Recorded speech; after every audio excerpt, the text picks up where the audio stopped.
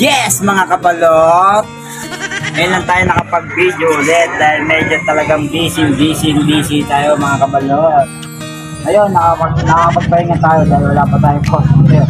Isang peraso pala po customer natin ngayon mula umaga hanggang pag-uwi natin ng gabi. Hanggang ngayon, natatangali na po, papasok na yung mga estudyante. Pero fight lang, antay-antay lang tayo. Pag may antay, ay niyaga. Charot.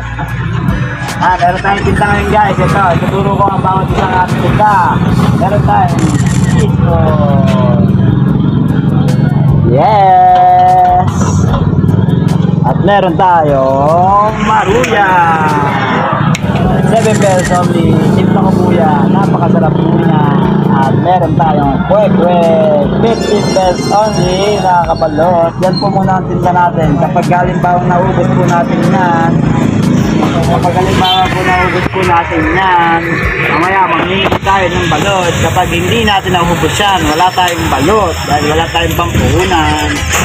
Paikutin lang ng paikutin ng ating puhunan. Kahit walang pinatubo, tuloy-tuloy lang.